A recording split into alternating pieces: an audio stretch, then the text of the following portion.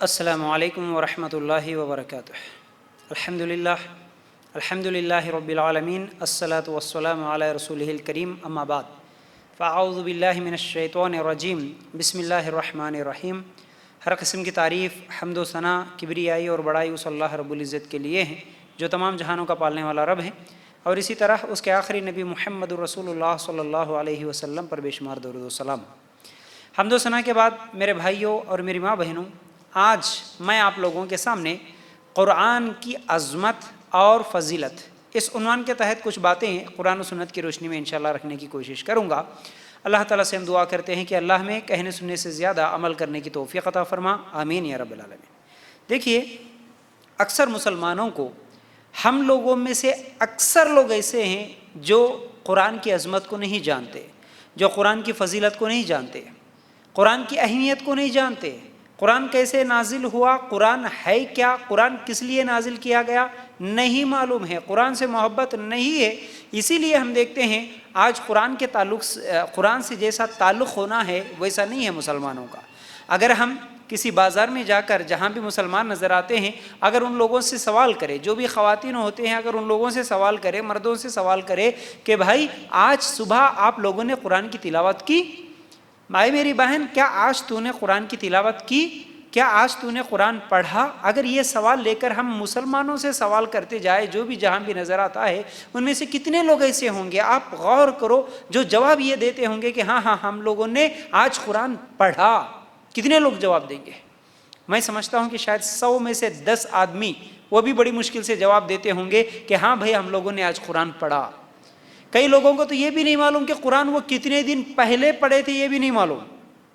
کئی لوگ تو ایسے ہیں جو بچپن میں قرآن پڑھے، سیکھ لیے، اس کے بعد بھول ہی گئے، وہ کیونکہ کبھی نکال کے دیکھے ہی نہیں۔ اور ہمارے پاس قرآن پڑھایا بھی اس لیے جاتا کیونکہ بچپن میں بس وہ مول صاحب سکھا دیتے یا پھر یہ باجی سکھا دیتے، اس لیے کہ کل کے دن رشتہ آیا تو بول سکتے نا کہ ہاں ہماری بچی کو قرآن بھی پڑھنا آتا، ہاں ہمارا بچہ قرآن بھی سیکھا ہوا ہے۔ بس یہاں تک ہی ہمارا تعلق رہ گیا ہے قرآن سے۔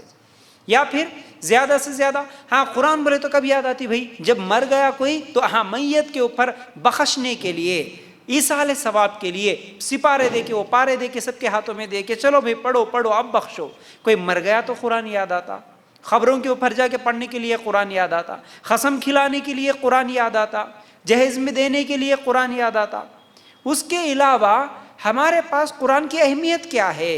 قرآن کیا اس لیے نازل ہوا تھا؟ اللہ تعالیٰ نے اس لیے بھیجا تھا کہ تمہارے گھر میں چوری ہو گئی تو جھوٹی قسمیں کھلانے کے لیے اس قرآن کا استعمال کرو۔ قرآن کی تلاوت کہاں ہے؟ کتنے گھروں میں ہے؟ کتنے گھروں میں روزانہ قرآن کی تلاوت ہوتی ہے؟ ٹھیک ہے، قرآن پڑھے نہیں، اگر دوسرا سوال بھی کرے ٹھیک ہے آپ کتنے دن پہلے پڑھے یہ بھی یاد نہیں، اگر اور سوال کرے ٹھیک ہے آپ قرآن کا ترجمہ پڑھے کیا کبھی؟ قرآن سمجھ کے پڑھے کیا؟ اس کا جواب بھی کتنے لوگ دیتے ہوں گے۔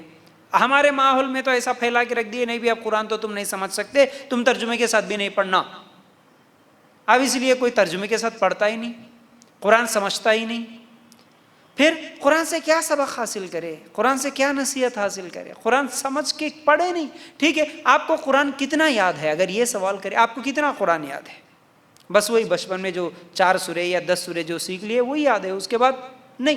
ہمارے گھر میں ہر چیز کی ترقی ہوتی ہے، مال میں زیادتی ہوئی، ترقی ہوئی، ایک گھر تھا 2 گھر ہو گئے، ایک پلاٹ تھا 2 پلاٹ ہو گئے، 1 تولہ سونا تھا 10 تولے ہو گئے، ایک گاڑی تھی 2 گاڑیاں ہو گئی، کپڑے کتنے تھے اس سے ڈبل ہو گئے۔ ہر چیز میں ترقی ہوئی، ہر چیز میں ترقی ہوئی، ہر چیز میں زیادتی ہوئی، لیکن نہیں ہوئی تو صرف قرآن میں نہیں ہوئی۔ جتنا یاد تھا بچپن میں وہی یاد ہے۔ ہم پڑھتے ہیں صرف رمضان کے مہینے میں، وہ بھی دھول پہ، ہاں دھول پورا اس کے اوپر کیا ہے پڑا ہوا ہوتا ہے، اوپر رکھ دیتے ہیں قرآن، کبھی نکالنے کا من ہی نہیں کرتا ہم کو۔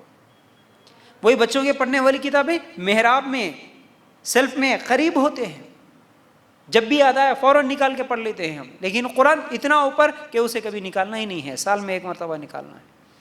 یاد رکھو، یہ قرآن کی عظمت ہے کیا، یہ قرآن سے محبت ہے کیا، اللہ کے لیے غور کرنا۔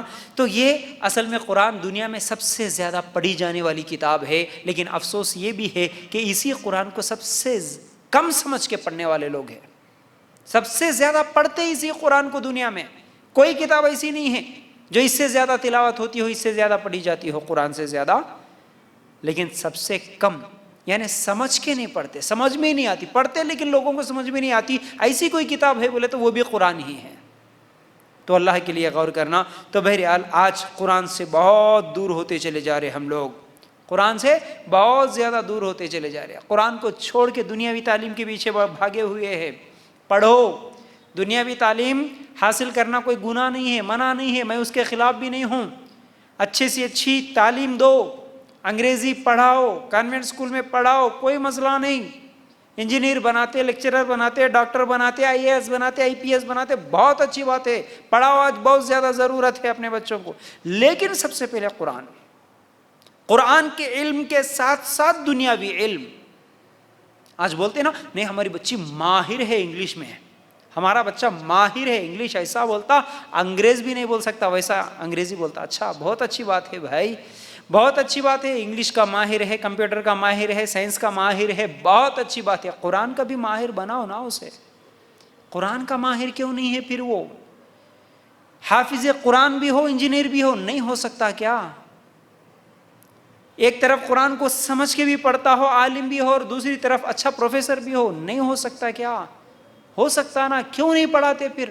بالکل قرآن کو چھوڑ کے دنیا کے پیچھے بھاگے، اپنی شان بتاتے ہیں کہ ہم یہ پڑھے وہ پڑھے، ہمارے بچوں کو یہ آتا وہ آتا۔ ارے قرآن بھی تو آتا کیا؟ کم از کم ایک آیت کسی کو سمجھانے کے لیے ترجمے کے ساتھ کسی کے سامنے بول سکتا کیا؟ کسی کو دعوت دے سکتا کیا؟ کسی مسلمان کو یا کسی غیر مسلم کو اسلام کیا ہے بتا سکتا کیا؟ قرآن کیا ہے بتا سکتا کیا؟ ایک آیت ترجمے کے ساتھ کتنے مسلمانوں کو یاد ہے؟ اس قرآن کے ساتھ دعوت و تبلیغ کا کام کریں، بیٹھے بیٹھے کسی کو نصیحت کریں، ایسے کتنے مسلمان ہیں، کتنے لوگوں کو یاد ہے؟ اگر نہیں ہے تو پھر ہم اصل میں اس قرآن کو، اس اللہ کے کلام کو پیٹھ پیچھے پھینک دیے، ہم چھوڑ دیے۔ چلو آ گیا، میں انشاءاللہ بہت ساری اہم باتیں بتاؤں گا، قرآن کی فضیلت بھی، اور قرآن کے ساتھ اگر ایسے ہی برتاؤ کریں گے تو پھر اس کا نقصان بھی کیا ہوگا یہ بھی بتاؤں گا۔ تو بات کو آگے بڑھاتے ہیں۔ اصل میں یہ قرآن کیا ہے؟ یہ قرآن اللہ کا کلام ہے، یہ قرآن مخلوق نہیں ہے، یہ قرآن اللہ کا کلام ہے، اور اس کی حفاظت کی ذمہ داری اللہ تعالیٰ نے خود لی ہے سورہ ہجر کی آیت نمبر 9 میں، ٹھیک ہے۔ پھر اسی طرح یہ قرآن تمام آسمانی کتابوں کا جامع ہے، اور یہ قرآن کو لانے والا فرشتہ وہ ہے جو تمام فرشتوں کا سردار ہے، ٹھیک ہے۔ پھر اسی طرح وہ فرشتہ تمام فرشتوں سے افضل ہے۔ پھر اسی طرح یہ قرآن جس نبی پر نازل ہوا وہ نبی بھی تمام نبیوں پر افضل ہے۔ پھر یہ قرآن جس مہینے میں نازل ہوا وہ مہینہ بھی تمام مہینوں میں افضل ہے، اور یہ قرآن جس رات کو نازل ہوا وہ رات بھی تمام راتوں سے افضل ہے، اور یہ قرآن جس امت کے لیے نازل ہوا وہ امت بھی تمام امتوں سے افضل ہے۔ لیکن ہم مسلمانوں کے پاس اس کی اہمیت ہی نہیں ہے۔ اچھا، اب میں یہاں پر تھوڑا سا آپ لوگوں کو یہ قرآن کیسے نازل ہوا یہ بھی سمجھاتے ہوئے چلوں۔ جیسا کہ دیکھیے ہم سب جانتے ہیں یہ قرآن اللہ کا کلام ہے، تو اللہ تعالیٰ وحی جو نازل کرتا ہے، وحی یعنی اللہ کا پیغام جو نبیوں پر نازل ہوتا ہے وہ کیسے کیسے نازل ہوتا ہے؟ 3 طریقے سے نازل ہوتا ہے۔ ایک اللہ تعالیٰ فرشتے کے سامنے وہ حکم دیتے ہیں یا وہ آیت بولتے ہیں، ٹھیک ہے، تو وہ پیغام پہنچا دیتے ہیں جبرائیل علیہ السلام کو، تو وہ جبرائیل علیہ السلام جو فرشتے ہیں اللہ کا پیغام لانے والے فرشتے، وہ لے کے آ کے نبیوں تک پہنچا دیتے ہیں۔ تو وحی کی پہلی قسم اللہ تعالیٰ فرشتوں کے ذریعے سے نبیوں تک پہنچاتا ہے۔ پھر دوسرا اللہ تعالیٰ نبی کے دل میں وہ بات ڈال دیتے ہیں، یہ وحی کی دوسری قسم ہے، نبی کے دل میں اللہ تعالیٰ ڈائریکٹ وہ بات ڈال دیتے ہیں تو پھر وہ بھی وحی ہے۔ پھر اسی طرح تیسرا طریقہ اللہ تعالیٰ نبیوں سے ڈائریکٹ بات کرتا ہے، دکھتا نہیں لیکن آواز آتی ہے، سناتا ہے اللہ تعالیٰ، جیسا موسیٰ علیہ السلام سے اللہ تعالیٰ نے کلام کیا تھا۔ تو اس طرح ان تینوں طریقوں سے اللہ تعالیٰ وحی کو بھیجتا ہے، کتاب کو بھیجتا ہے۔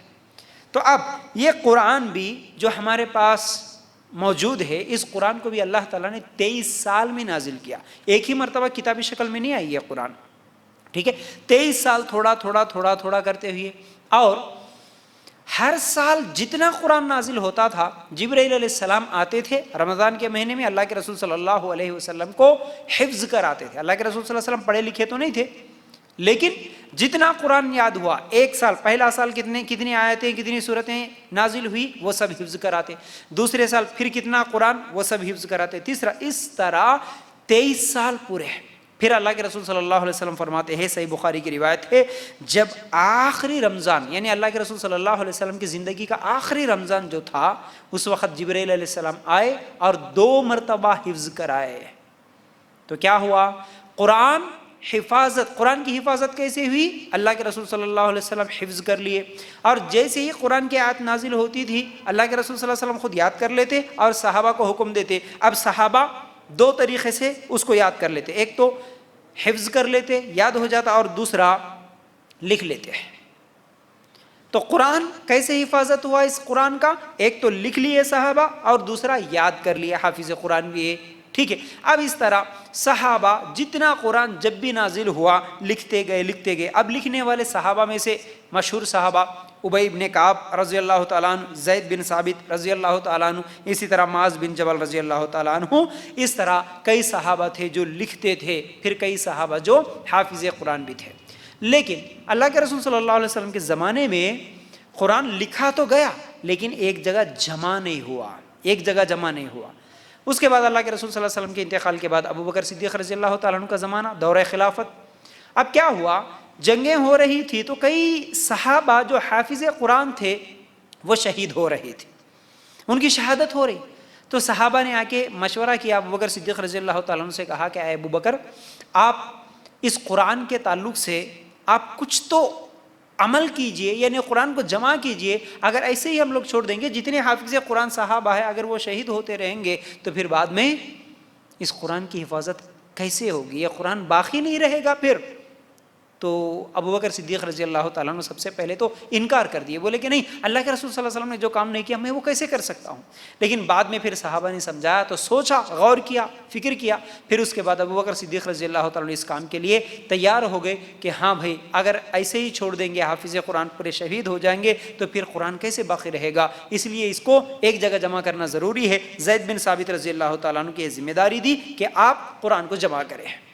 اب زید بن ثابت رضی اللہ تعالیٰ عنہ ایک کمیٹی بنائے، حافظ قرآن جتنے بھی صحابہ تھے ان میں سے کچھ لوگوں کو لے کے کمیٹی بنا کے اب پورے جتنے صحابہ کے پاس جتنا قرآن لکھا ہوا تھا یا یاد ہوا تھا ان تمام لوگوں کو بلا کے بڑی حفاظت کے ساتھ، اب بڑے ترتیب کے ساتھ، اب یہ اور کیا ہے، گہرا موضوع ہے یہ کیسے ہوا، ٹھیک ہے نا۔ تو بہرحال بڑی محنت کر کے زید بن ثابت رضی اللہ تعالیٰ عنہ قرآن کو جمع کرے۔ کیسے جمع کرے؟ پوری ایک کتابی شکل میں نہیں جمع ہوئی قرآن، لیکن الگ الگ سورتوں کی شکل میں جمع ہوئی۔ مطلب جتنے بھی 114 سورتیں تھیں، الگ الگ صحیفے 114 سورتوں کے جمع ہو گئے، لیکن ان تمام 114 سورتوں کو ایک جگہ ایک کتابی شکل میں جمع نہیں کیا گیا، لیکن جمع تو ہوا صحیفوں میں ابو بکر صدیق رضی اللہ تعالیٰ عنہ کے زمانے میں، ٹھیک ہے۔ پھر اس کے بعد جب عثمان رضی اللہ تعالیٰ عنہ کا زمانہ آیا تو اس وقت قیرت کو لے کے جھگڑا ہو رہا تھا صحابہ میں، قیرت کو لے کر، جیسا کہ 7 قیرتوں کو لے کر آپس میں اختلاف ہو رہا تھا۔ مثال کے طور پر اب اختلاف کس بات کا؟ معنی اور مطلب سب وہی ہے، لیکن قیرت کرنے میں، لہجے میں، تلفظ میں فرق ہو گیا تو صحابہ میں جھگڑا ہو رہا تھا۔ تو عثمان رضی اللہ تعالیٰ عنہ کے سامنے جب بات آئی تو عثمان رضی اللہ تعالیٰ عنہ پھر کیا کرے؟ اب ان تمام مطلب جو بھی وہ قرآن ہے، جو بھی صحابہ پڑھ رہے ہیں، اس کو ایک لہجے میں ایک جگہ جمع کرنے کی عثمان رضی اللہ تعالیٰ عنہ نے کوشش کی۔ تو اب یہ لہجے میں فرق جو آیا یہ کیسے سمجھیں گے؟ آپ ایک مثال دے کے سمجھاتا ہوں۔ جیسا کہ اردو حیدرآبادی بات کرتے ہیں، اردو لکھنؤ والے بھی بات کرتے ہیں، اردو پنجابی بھی بات کرتے ہیں، اردو بنگلہ دیش والے بھی بات کرتے ہیں، ہے نا، اردو پاکستانی بھی بات کرتے ہیں، لیکن ہر ایک کا لہجہ الگ ہوتا ہے بات کرنے کا، ٹھیک ہے۔ مثال کے طور پر اگر ایک لفظ لے لیں، مکمل ہے، اس کو کئی لوگ مکمل بھی لکھتے ہیں، بولتے ہیں، معنی میں فرق نہیں آتا لیکن لہجے میں فرق ہوتا ہے۔ اسی طرح صحابہ میں بھی یہ لہجے میں فرق ہوا تو عثمان رضی اللہ تعالیٰ عنہ پھر اس کو ایک ہی لہجے میں جمع کرے۔ یہ بھی بڑی مشکل کے ساتھ صحابہ کا مشورہ لے کے پورے جتنے بھی صحابہ کے پاس قرآن تھا ان تمام قرآن کے نسخوں کو ایک جگہ جمع کر کے، ٹھیک ہے نا، ایک لہجے میں عثمان رضی اللہ تعالیٰ عنہ کے زمانے میں جمع ہوا، اور ترتیب بھی صورتوں کی دی گئی۔ اب ایک کتابی شکل میں جمع ہوا عثمان رضی اللہ تعالیٰ عنہ کے زمانے میں قرآن۔ پھر اس کے 7 کاپیز بنا کر عثمان رضی اللہ تعالیٰ عنہ، اس زمانے میں جو 7 اسٹیٹس تھے، 7 اسٹیٹس تھے، وہاں پر عثمان رضی اللہ تعالیٰ عنہ ایک ایک کر کے ہر جگہ وہ 7 قرآن کے نسخوں کو بھیج دیے. ٹھیک ہے، اب وہ اختلاف بھی ختم ہو گیا. تو جو عثمان رضی اللہ تعالیٰ عنہ کے زمانے میں جو کتاب جمع کی گئی ہے قرآن، وہ آج بھی ٹرکی استنبول میں، پھر اسی طرح ازبکستان میں میوزیم میں آج بھی موجود ہے. اور قرآن کی حفاظت الحمدللہ کیسے اللہ تعالیٰ نے کی، آج سے 1450 سال پہلے جیسا قرآن تھا وہی قرآن، اور آج دنیا کے جس کونے میں بھی قرآن ہے، جہاں بھی مسلمان ہے، جہاں بھی قرآن موجود ہے، تو اس زمانے کے قرآن کو اور آج کے قرآن کو لے کے اگر دیکھیں گے اور اس پر کئی لوگ ریسرچ کرے، دیکھے، تحقیق کرے، تو الحمدللہ ذرہ برابر بھی فرق نہیں ہوگا. اور دوسری بات یہ ہے کہ اگر اس قرآن کو، بلکہ اس دنیا میں جتنی بھی مذہبی کتابیں ہیں، تمام کتابوں کو اگر پھینک دے پانی میں یا جلا دیں، لیکن اس کے بعد سب سے پہلے اور جیسا کا ویسا اگر کوئی کتاب بن سکتی ہے تو وہ ہے قرآن مجید. کیوں؟ 6 سال کے بچے سے لے کر 60 سال 80 سال کے بوڑھے تک بھی آج قرآن یاد ہے. حفاظ قرآن، حافظ قرآن ہر جگہ موجود ہے الحمدللہ، سینوں میں موجود ہے، سینوں میں محفوظ ہے آج مسلمانوں کے قرآن. تو قرآن کوئی تبدیل نہیں کر سکتا، اس کی حفاظت کی ذمہ داری اللہ تعالیٰ نے لی. ٹھیک ہے، اب اس کے بعد دیکھیے قرآن کی حفاظت ایک اور طریقے سے بھی. وہ کیسے؟ دیکھیے ایک بات اور سمجھانا چاہتا ہوں، وہ یہ ہے کہ قرآن عربی زبان میں ہے، اور عربی زبان آج تک بدلی نہیں. لیکن اس کے علاوہ اگر دوسری زبانوں کو دیکھیں تو ہر زبان 50 سے 100 سال کے درمیان بدلتی ہے. جیسا کہ اگر ولیم شیکسپیئر کی اگر آپ انگلش نکال کر آج پڑھنا چاہے، اس کی لکھی ہوئی آج نہیں پڑھ سکتے ہم. اسی طرح مولانا ابوالکلام آزاد صاحب کی اردو اگر آج ہم پڑھنا چاہے تو نہیں پڑھ سکتے، کیونکہ تبدیلی آ چکی ہے، زبان میں تبدیلی آ چکی ہے. لیکن ایک بات یہ ہے کہ قرآن عربی زبان میں 1450 سال پہلے جیسا تھا ویسا ہی الحمدللہ آج بھی موجود ہے. اب ہم موضوع کو آگے بڑھاتے ہوئے قرآن کی فضیلت انشاءاللہ ایک ایک کر کے ہم دیکھیں گے. تو دیکھیے سب سے پہلے سورہ مائدہ آیت نمبر 66 اگر آپ نکال کر دیکھیں گے، اور اگر یہ لوگ تورات و انجیل اور ان کی جانب جو کچھ اللہ تعالیٰ کی طرف سے نازل فرمایا گیا ہے ان کے پورے پابند رہتے تو یہ لوگ اپنے اوپر سے اور اپنے نیچے سے روزیاں پاتے اور کھاتے. یاد رکھو اللہ تعالیٰ اس آیت میں جو ہم لوگوں کو سمجھاتا ہے وہ یہ ہے، قرآن کی فضیلت یہ ہے کہ اللہ تعالیٰ کی نازل کردہ جو بھی کتاب ہے اگر اس کے پابند رہتے لوگ تو پھر اللہ جس زمانے میں جو کتاب اتارا اگر اس زمانے کے لوگ اس کتاب کے پابند رہتے تو اللہ تعالیٰ فرماتے ہیں آسمان و زمین سے اللہ تعالیٰ روزیاں دیتا اور یہ لوگ کھاتے ہیں. گھر میں برکت ہوتی اس قرآن کی وجہ سے. یاد رکھو اس قرآن کی تلاوت اور اس قرآن کے مطابق عمل کرنے سے سب سے بڑا فائدہ یہ ہے کہ گھروں میں برکت ہوتی ہے. پھر دوسری چیز یہ ہے سورہ رعد آیت نمبر 28 اگر آپ نکال کے دیکھیں گے 28 اللہ تعالیٰ فرماتے ہیں الذین آمنوا وتطمئن قلوبهم بذکر اللہ الا بذکر اللہ تطمئن القلوب. ترجمہ کیا ہے اس آیت کا؟ جو لوگ ایمان لائے ان کے دل اللہ کے ذکر سے اطمینان حاصل کرتے ہیں. یاد رکھو اللہ کے ذکر سے ہی دلوں کو تسلی حاصل ہوتی ہے. مطلب کیا ہے؟ اللہ تعالیٰ کیا فرماتے ہیں؟ اللہ کے ذکر سے دلوں کو تسلی ہوتی ہے، اطمینان ہوتا ہے. لیکن سوچنے کی بات یہ ہے کہ کیا ہم مسلمانوں کو بھی قرآن پڑھتے ہوئے دلوں کو سکون محسوس ہوتا ہے؟ ہم اپنے آپ سے سوال کریں. اگر ہم کو ہمارے دلوں کو سکون محسوس ہوتا تو پھر ہم روزانہ نہیں پڑھتے، ہم روز پڑھتے تھے، ہم ہر دن پڑھتے تھے. قرآن سے محبت ہوتی ہے، قرآن کی تلاوت کرتے تھے. آج ہمارے دلوں کو سکون ہی نہیں ہے قرآن سے. کا مطلب نعوذ باللہ قرآن جھوٹا ہے؟ نہیں، ہم جھوٹے ہیں. ہمارے ایمان میں ہم جھوٹے بن گئے، ہم کو قرآن سے محبت ہی نہیں رہی. ہم سکون تلاش کرتے ہیں دنیاوی چیزوں میں، کوئی فلموں میں، کوئی گانوں میں، کوئی میوزک میں، کوئی شراب میں، کوئی سگریٹ میں. کہاں سکون تلاش کر رہا ہے؟ اللہ تعالیٰ فرماتے ہیں نہیں، دلوں کو سکون اللہ کے ذکر سے ہوتا ہے، اللہ کے ذکر سے.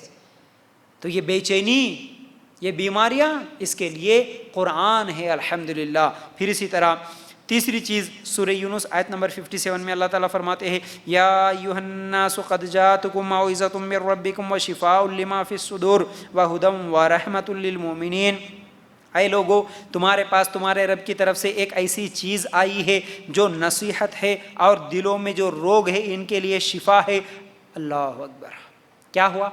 اللہ تعالیٰ فرماتے ہیں کہ یہ قرآن نصیحت بھی ہے، یہ قرآن بیماریوں کے لیے، دلوں کی بیماریوں کے لیے شفا بھی ہے، بلکہ جسمانی بیماریوں کے لیے بھی یہ شفا ہے، کئی بیماریوں کے لیے شفا ہے، الگ الگ حدیثوں سے ہمیں ملتی ہے۔ تو بات دراصل یہ ہے کہ یہ قرآن دل کی بیماریاں ہو یا جسمانی بیماریاں ہو اس کے لیے شفا ہے۔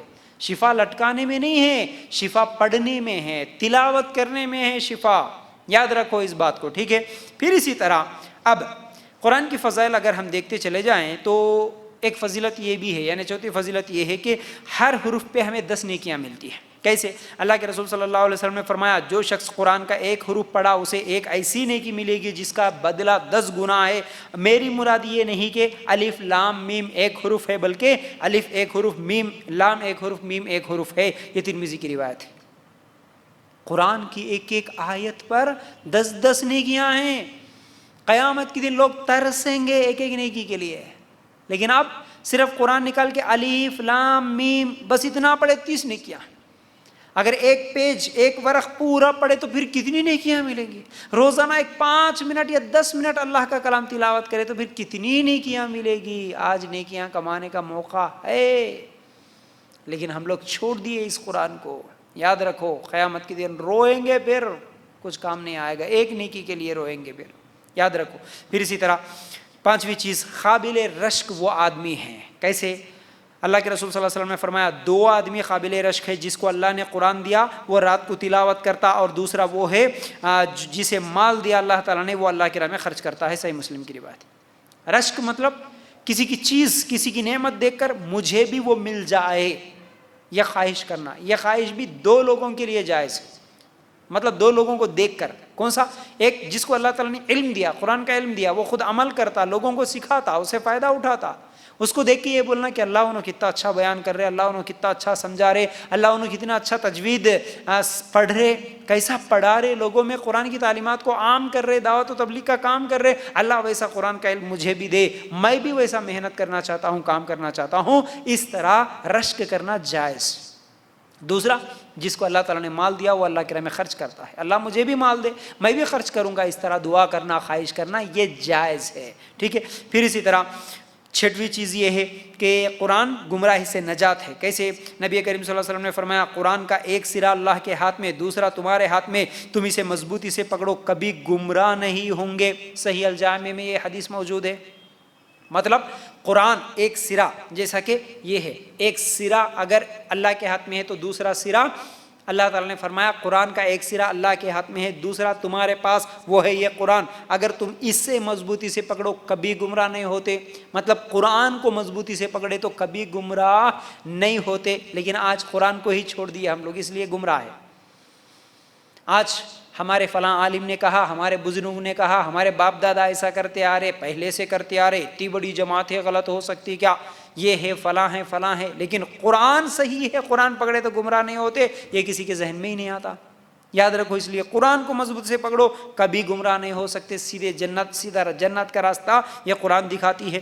پھر اسی طرح 7ویں چیز، بلندی۔ کیسے بلندی؟ اللہ کے رسول صلی اللہ علیہ وسلم نے فرمایا اللہ اس قرآن کے ذریعے سے بعض لوگوں کو بلندی عطا کرتا ہے اور بعض لوگوں کو ذلت و پستی میں ڈھکیل دیتا ہے۔ صحیح مسلم کی روایت۔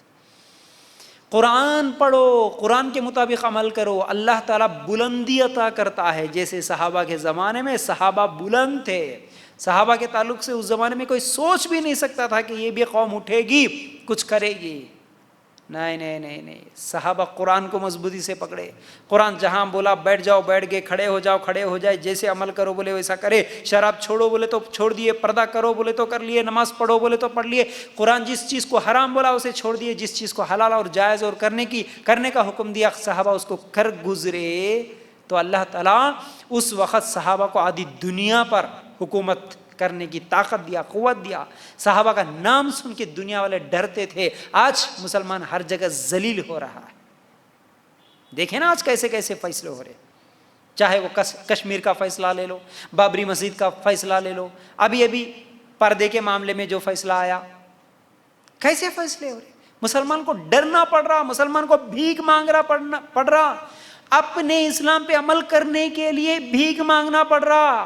خود ہم ہمارے اسلام پہ عمل کرتے ہوئے کیا ہے, ہم جو ہے نا برقع پہنتے بولے تو آج پابندی لگا رہے ہیں. کہاں ہے عزت؟ اللہ ذلت اور رسوائی میں ڈھکیل دیا ہم کو. کیوں؟ ہم قرآن پہ عمل کرنے والے نہیں ہیں. اسی لیے اللہ تعالیٰ فرماتا ہے اس قرآن کے ذریعے سے اللہ تعالیٰ بعض لوگوں کو بلندی عطا کرتا ہے. صحابہ بلند تھے, بلند کیا اللہ تعالیٰ نے قرآن کی وجہ سے. آج ہم اسی قرآن کو چھوڑ دیے, اللہ ذلیل کر دیا.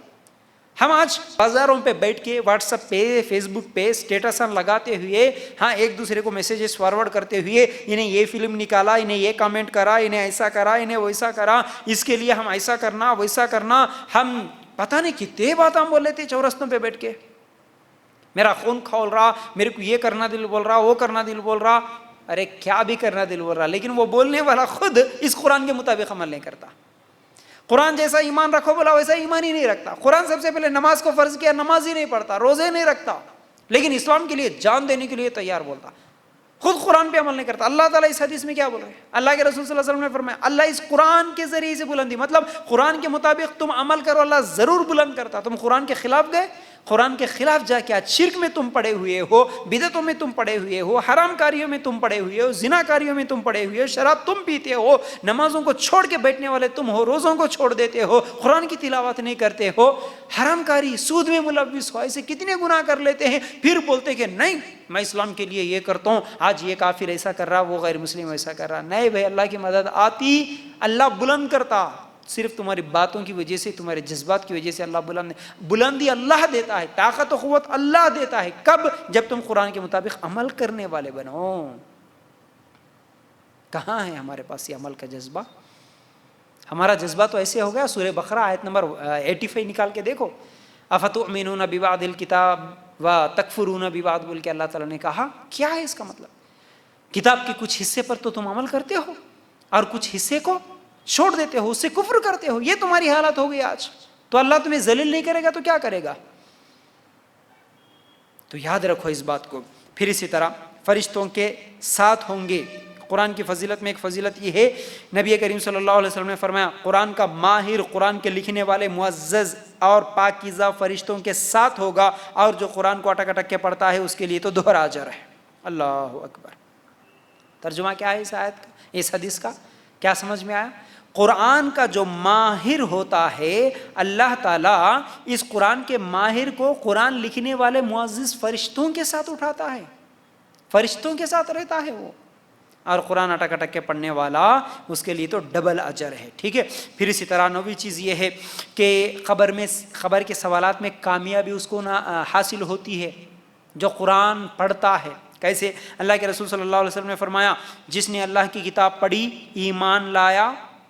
دیکھو اصل میں یہ حدیث ایسی ہے, ابو داؤد کی یہ روایت ہے, جب انسان مر جاتا ہے تو قبر میں اس کے لیے سوال ہوتے ہیں, فرشتے سوال کرتے ہیں, تو ایک تو جواب نہیں دیتا, دوسرا جو جواب دیتا ہے صحیح جواب دیتا ہے, اس سے فرشتے چوتھا سوال کرتے ہیں کہ یہ تینوں سوالوں کے تو صحیح جواب جو دیا نا, تجھے کیسے معلوم ہوا, کیسے تو صحیح جواب دے سکا؟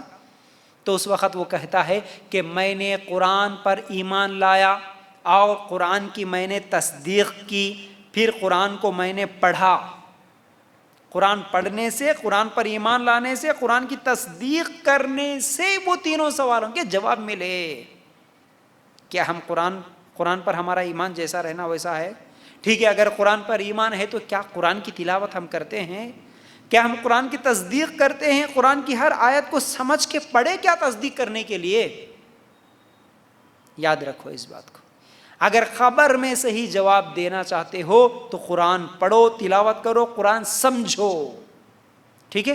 پھر اسی طرح عذاب قبر سے حفاظت ہوتی ہے. کیسے؟ اللہ کے رسول صلی اللہ علیہ وسلم نے فرمایا جب آدمی دفن ہوتا ہے تو فرشتے سر کی طرف سے عذاب دینے کے لیے آتے ہیں, تو تلاوت قرآن اسے دور کرتی ہے. سامنے سے آتے ہیں فرشتے تو صدقہ اسے دور کر دیتا ہے. پھر اسی طرح پاؤں کی طرف سے آتا ہے تو مسجد کی طرف چل کے جانا اسے, یعنی عذاب کو فرشتوں کو دور کر دیتے ہیں. یہ طبرانی کی روایت ہے. قبر کے عذاب سے بھی ہی بچ سکتے ہیں اگر ہم قرآن کی تلاوت کریں گے تو۔ پھر اسی طرح 11ویں چیز یہ ہے کہ قرآن سفارش کرے گا۔ اللہ کے رسول صلی اللہ علیہ وسلم نے فرمایا قرآن پڑھا کرو کیونکہ پڑھنے والے کے لیے یہ سفارش کرے گی۔ صحیح مسلم کی روایت، ایک اور روایت جو کہ ابن حبان میں ہے، اللہ کے رسول صلی اللہ علیہ وسلم نے فرمایا کہ قرآن قیامت کے دن سفارش کرے گا، سفارش قبول کی جائے گی، قرآن کی سفارش قبول بھی کی جائے گی۔ پھر اسی طرح قرآن جھگڑا کرے گا، اللہ تعالیٰ سے جھگڑا کرنے کی کسی کے پاس طاقت، کسی کے پاس ہمت، اس دن تو بڑے بڑے نبی اور بڑے بڑے فرشتے بھی کیا کریں گے؟ اللہ کے ڈر کی وجہ سے کانپنے لگیں گے، بات کرنے کی ہمت کسی کو نہیں ہوگی۔ لیکن قرآن اللہ تعالیٰ سے جھگڑا کرے گی۔ اللہ یہ تلاوت کرتا تھا، اللہ پڑھتا تھا، اللہ تو اس کے گناہوں کو معاف کر، اللہ تعالیٰ سے جھگڑا کرنے کی طاقت صرف قرآن کو ہے۔ تو قرآن جھگڑا کرے گا، اس کی بات مانی جائے گی۔ جس نے اس کو اپنا رہبر رہنما بنا لیا اسے جنت میں داخل کیا جائے گا، جس نے اسے پسے پشت ڈال دیا اسے جہنم میں لے جائے گا۔ قرآن کو پیچھے ڈال دیے تو پھر یہی قرآن کی وجہ سے، پیچھے ڈالنے کی وجہ سے جہنم میں جائیں گے۔ یہ حدیث ابن حبان میں موجود ہے۔ پھر اسی طرح 12ویں چیز قرآن گواہی دے گی۔ کیسے؟ نبی کریم صلی اللہ علیہ وسلم نے فرمایا قرآن قیامت کے دن یا تو تمہارے حق میں گواہی دے گی یا پھر تمہارے خلاف۔ صحیح مسلم کی روایت، مطلب اگر قرآن سے اعراض کرے، اس کے احکام پر عمل کرنا چھوڑ دیں گے تو پھر یہ قرآن ہمارے خلاف گواہی دے گی۔ ٹھیک ہے؟ قرآن حق میں بھی گواہی دے سکتی ہے، اللہ یہ پڑھتا تھا اس کے حق میں بھی گواہی دے گی، اللہ یہ چھوڑ دیا تھا اس کے خلاف بھی گواہی دے گی۔ ٹھیک ہے، یاد رکھو۔ بہرحال اب قرآن سیکھنے اور سکھانے کے کچھ فضائل دیکھیں گے۔ پہلی چیز، سب سے افضل وہ آدمی ہے جو قرآن پڑھتا پڑھاتا ہے۔ کیسے؟ اللہ کے رسول صلی اللہ علیہ وسلم نے فرمایا تم میں سے بہتر وہ ہے جو قرآن کا علم حاصل کرے اور دوسروں کو سکھائے۔ قرآن سیکھے اور سکھائے، یہ سب سے افضل ہے۔ صحیح بخاری کی روایت ہے۔ دنیا میں تو افضل کوئی بھی ہو سکتا، مال والا، کسی علاقے والا، گاڑی والا، بنگلے والا، کلر والا، کوئی بھی ہو سکتا، لیکن اللہ کی نظر میں سب سے افضل جو قرآن سیکھتا اور دوسروں کو سکھاتا ہے وہ سب سے افضل ہے۔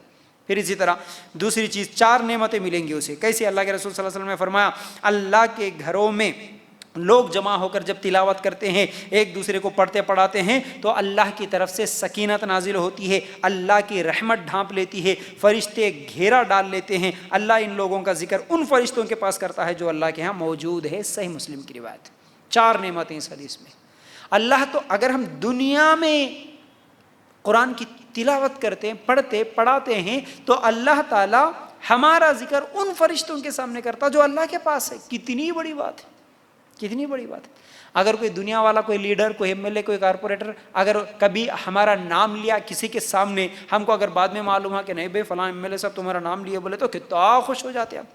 ارے اللہ ہمارا نام لیتا، آسمانوں کے اوپر جو فرشتے موجود ہیں اللہ کے پاس، ان کے سامنے اللہ ہمارا ذکر کرے، کتنی بڑی بات ہے۔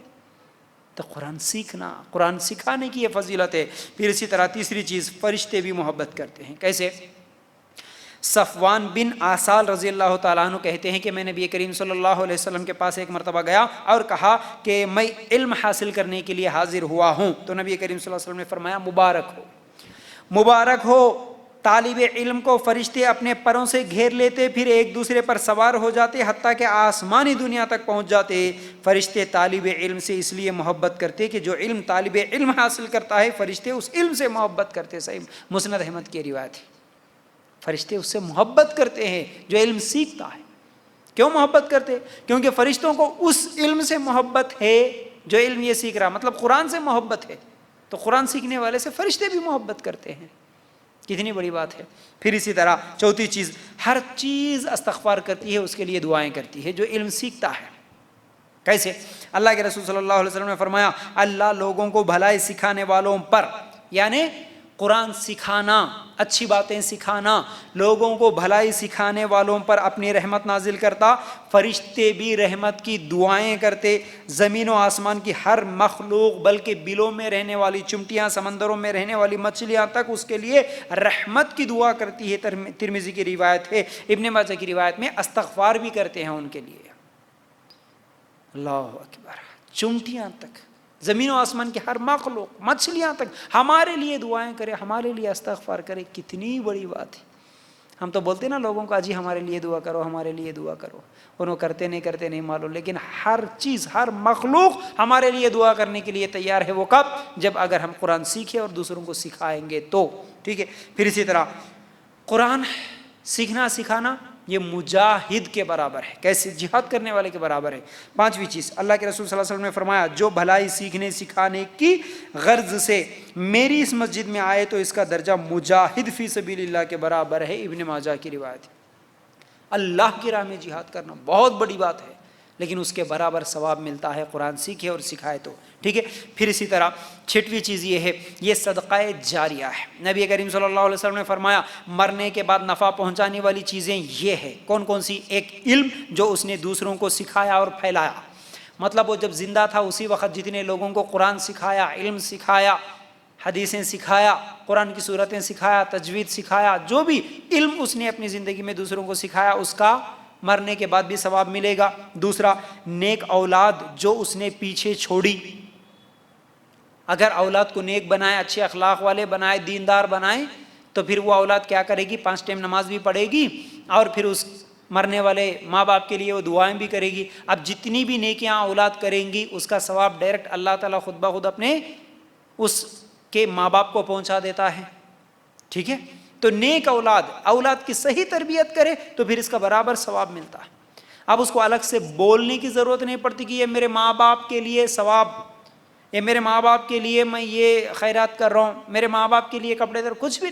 اب جو بھی اولاد نیکی کا کام کرے گی اس کا برابر ثواب اللہ تعالیٰ دے گا۔ یہ دوسری چیز، ٹھیک ہے۔ تیسری چیز، مسجد کی تعمیر کی۔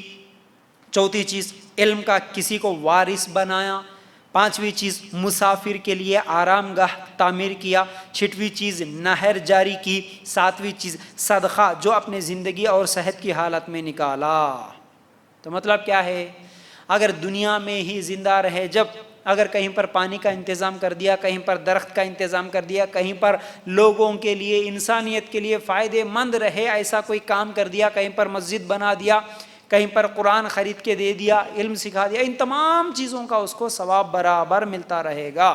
کئی لوگ سوال کرتے قرآن خوانی ہم کرے تو ثواب ملتا کیا؟ قرآن پڑھ کے بخشے تو ثواب ملتا کیا؟ نہیں ملتا۔ قرآن بخشے تو حدیث میں نہیں ہے، کسی بھی صحیح حدیث سے ثابت نہیں ہے۔ قرآن بخشنے سے یا پھر کچھ درود پڑھ کے بخشنے سے، کچھ اور صورتیں پڑھ کے بخشنے سے ثواب نہیں ملتا۔ ثواب ملنے کے یہ 6 کام ہیں، یاد رکھو۔ دعائیں کرو زیادہ سے زیادہ۔ نہیں ہم کیا کرنا مرنے کے بعد، ہم کیا کرنا 40واں کرنا کیا، 10واں کرنا کیا، ہم اتنے غریبوں کا کھانا کھلا دینا کیا؟ دیکھو بھی آپ غریبوں کو کھانا کھلانا ہے تو کبھی بھی کھلا سکتے، نہیں وہ 40 دن کھلانا، 40ویں دن کھلانا، بڑی دعوت کرنا، یہ سنت سے ثابت نہیں ہے۔ 10واں 40واں برسی یہ ثابت نہیں۔ آپ اگر ان کی اولاد ہے تو آپ جب بھی جو بھی کریں گے، چلتے چلتے کسی غریب کو کچھ پیسے دے دے کے چلے گئے، مل جائے گا ثواب۔ کسی غریب بچے کو اسکول کی فیس کا انتظام کرے، کسی غریب کے لیے دواخانے میں جا کے ہاسپٹل میں اس کا بل اگر ادا کر دیے، کسی غریب کا قرض تھا، سودی قرض کا بوجھ تھا، وہ کیا ہے برداشت نہیں کر سکتا، تو ایسے آدمی کا آپ سود کا قرضہ اتار دیے، یا پھر وہ قرضوں کے تلے ڈوبا ہوا تھا، سود کا نہیں تھا لیکن پھر بھی وہ پریشان تھا، اس کا قرضہ ادا کر دیا۔ ایسے کام کرو نا جو مرنے والوں کے لیے ثواب ہے۔ ہم کیا کرتے؟ نہیں ہمارے امی کو ثواب پہنچنا، ہمارے ابا کو ثواب پہنچنا، تو کیا کرنا؟ وہ اتنے لوگوں کی دعوت کرنا۔ ارے وہ اتنے لوگوں کی دعوت 10,000 روپے خرچ کر کے، وہ بھی اپنے ہی رشتہ داروں کو بلا کے، پورے شادیوں کی طرح بن سور کے سج کے آ کے خوشی سے دعوتیں کھا کے، بکرے کی دعوتیں کھا کے چلے جاتے، اس سے ثواب ملتا کیا؟ ایسے کام کرو جس کی وجہ سے دنیا میں کسی غریب کی بھی مدد ہو، پھر آپ کے ماں باپ کی بھی اس کو ثواب ملے، ماں باپ کو بھی آپ کے ثواب ملے۔